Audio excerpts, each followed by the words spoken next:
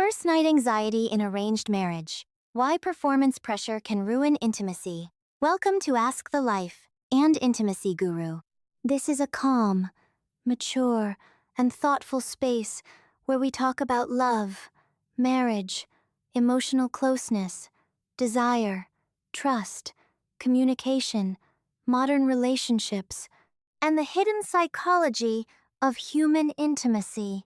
Today's episode is sensitive, culturally important, and very real. It is about the first night after marriage, especially in an Indian arranged marriage setting. A man and a woman may have met only a few times.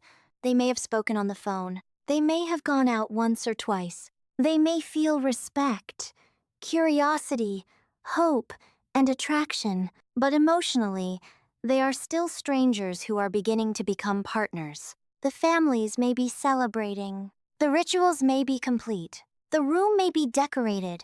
The expectations may be heavy. And suddenly, two people are expected to move from polite conversation to deep intimacy in one night. For many men, this creates intense pressure. Not romance. Pressure. Not closeness. Performance anxiety. And the silent question becomes, what if I fail? Today's episode asks, is it necessary to have sex on the first night? What happens when a man feels anxious about performance? How should a wife respond? Can affection, comfort, and emotional safety be more important than intercourse on the first night? And how can a newly married couple build intimacy slowly, respectfully, and maturely? Let us begin with today's situation. A young husband writes, I recently got married through an arranged marriage. My wife and I met a few times before marriage. She seems kind and understanding, but we are still getting to know each other. On the wedding night, I felt extreme anxiety. Everyone made jokes before the wedding. Friends teased me. Relatives hinted that the first night is very important. I started feeling like I had to prove myself as a man. When we were finally alone, I could not relax. My heart was racing. My mind was full of fear. What if I disappoint her? What if she thinks I am not masculine enough? What if she tells someone? What if this becomes a problem in the marriage? Part of me wanted closeness, but another part of me felt scared, ashamed, and under pressure. What should I do? And how should my wife handle this? This is a deeply human situation, and the first thing I want to say is this. The first night is not an examination. The husband is not a performer. The wife is not an evaluator. Marriage is not a stage. Intimacy is not a test. The first night is not about proving masculinity or femininity. It is about beginning trust. And trust cannot be forced by decoration, expectation, or family pressure. In many traditional cultures, including Indian arranged marriage settings, the wedding night carries symbolic weight. People speak about it indirectly. Friends tease. Family members joke. Movies exaggerate. Stories create pressure. The man may feel he has to be confident, experienced, and physically ready. The woman may feel she has to be shy, accepting, and emotionally prepared. But real human beings are not cultural scripts. They have nervous systems. They have fears. They have modesty. They have histories. They have expectations. They have questions. They have bodies that respond to safety, not pressure. This is why first night anxiety is so common. Performance anxiety happens when a person becomes more focused on the outcome than on the connection. The mind starts watching the body. The body senses pressure. Stress rises. Confidence drops. And the more the person tries to perform, the harder it becomes to relax. This is not weakness. This is physiology. Anxiety activates the stress system. When the body feels evaluated, rushed, or afraid of failure, intimacy can become difficult. The brain is asking, am I safe? But the mind is shouting, do not fail. These two messages do not work well together. The more a man thinks, I must prove myself tonight, the more the body may resist. This is why pressure is one of the enemies of intimacy.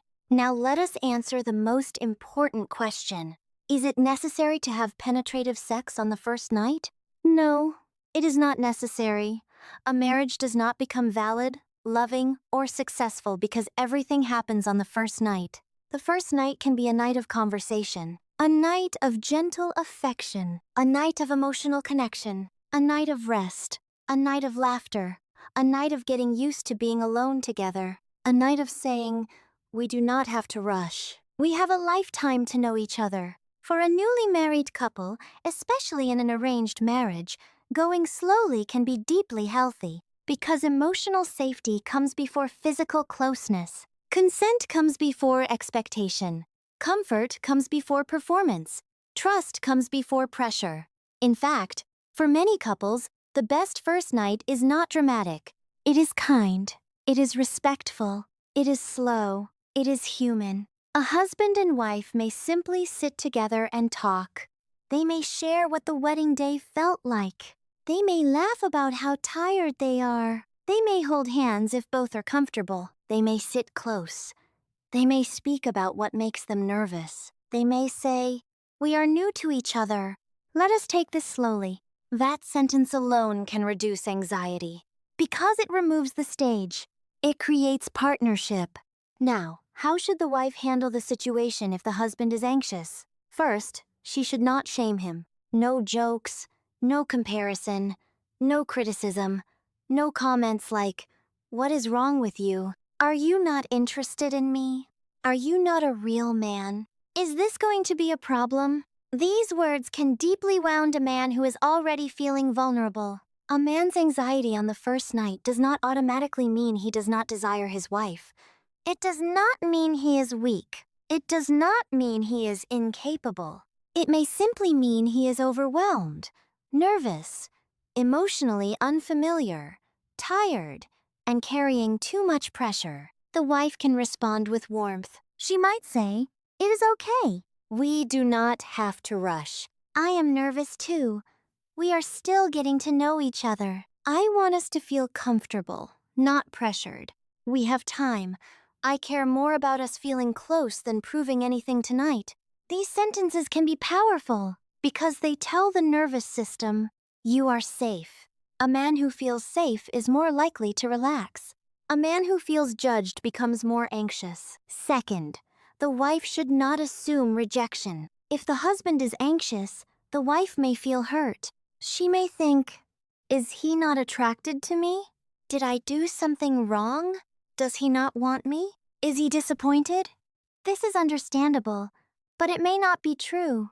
Performance anxiety is often about fear, not lack of attraction. So instead of silently feeling rejected, she can ask gently, "Are you nervous? Would you like us to slow down?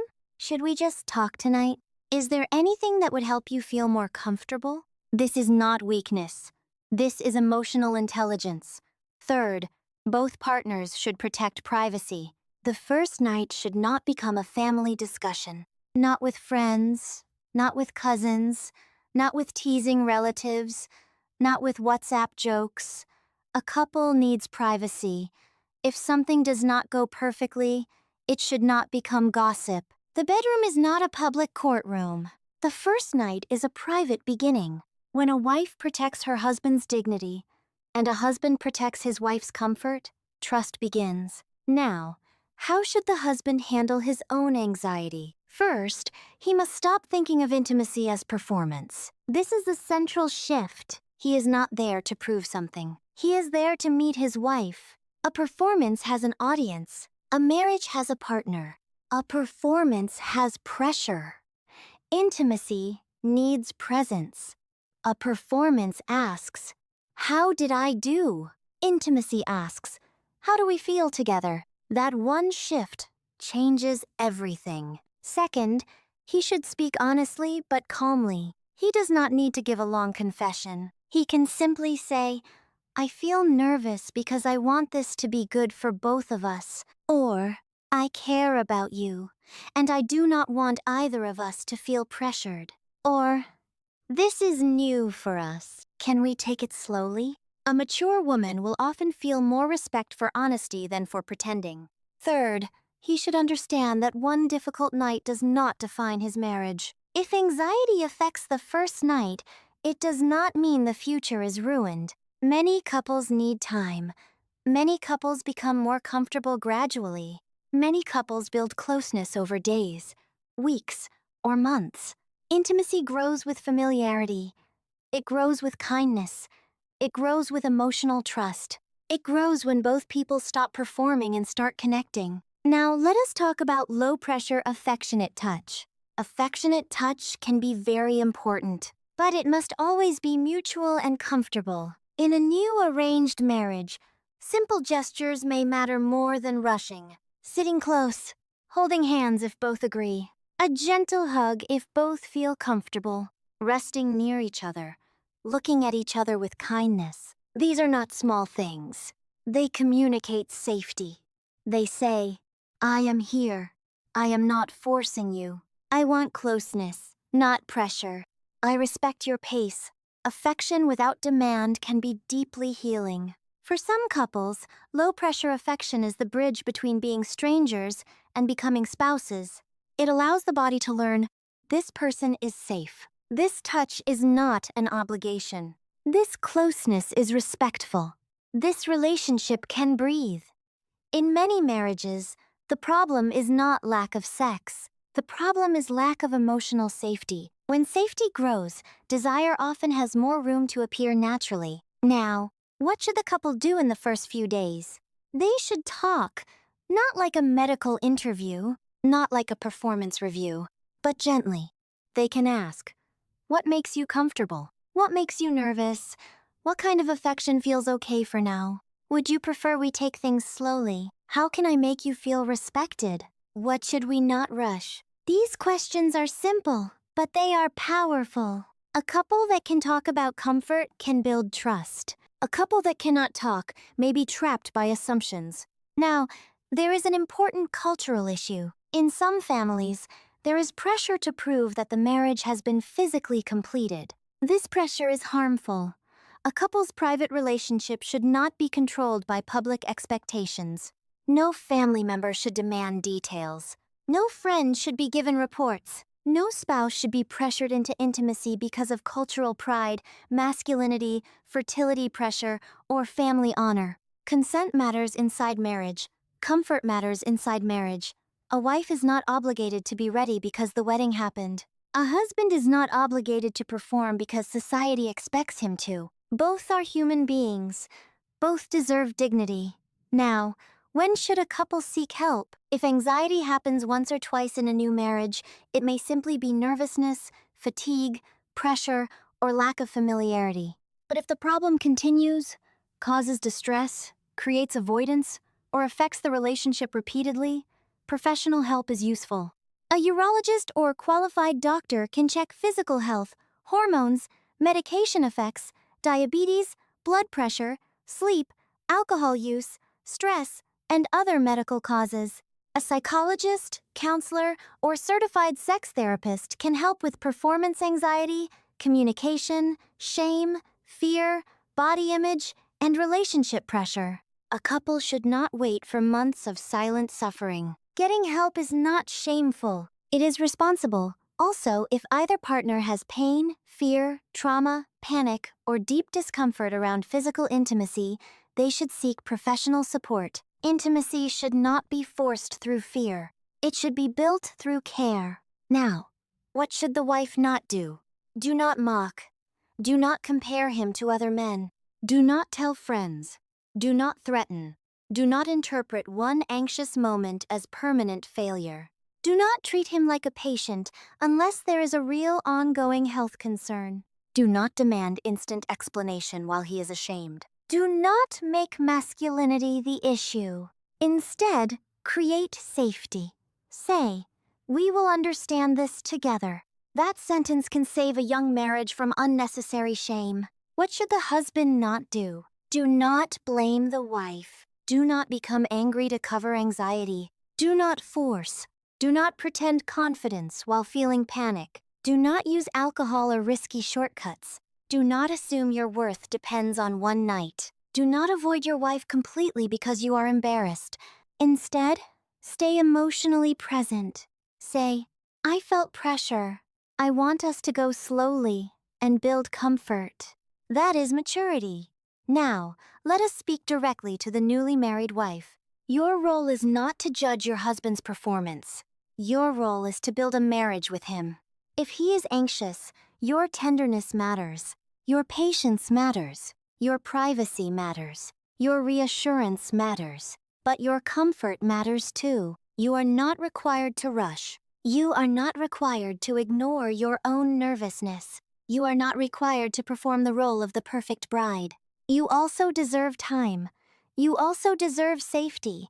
You also deserve to be asked, not assumed. A good marriage begins when both people are allowed to be human. Now, let us speak directly to the newly married husband. Your worth is not decided by the first night. Your masculinity is not decided by one moment. Your wife is not an examiner. Your marriage is not a test. You are allowed to be nervous. You are allowed to go slowly. You are allowed to build trust. You are allowed to say, I want this to be meaningful, not pressured. That is not weakness. That is emotional maturity. In arranged marriage, love often grows after commitment. That means the early days are very important, not because everything must happen immediately, but because the emotional tone is being set. Will this marriage be based on pressure or respect? Will it be based on performance or trust? Will it be based on silence or communication? Will it be based on fear or kindness? A couple's first night does not need to be perfect. It needs to be respectful. That is enough. So here is today's deeper lesson. The first night is not the beginning of physical proof. It is the beginning of emotional safety, especially in an arranged marriage, where two people may still be learning each other's voice, habits, comfort, humor, fears, and emotional rhythm. Do not rush the body before the heart has found safety. Do not turn intimacy into a performance. Do not let relatives, jokes, movies, or cultural pressure enter your private room.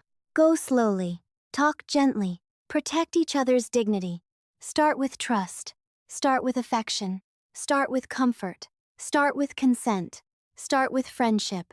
Because the strongest marriages are not built in one night. They are built in many small moments where two people say, I will not shame you. I will not rush you. I will not use your vulnerability against you. I will learn you slowly. I will meet you with respect. That is real intimacy. Thank you for watching Ask the Life and Intimacy Guru.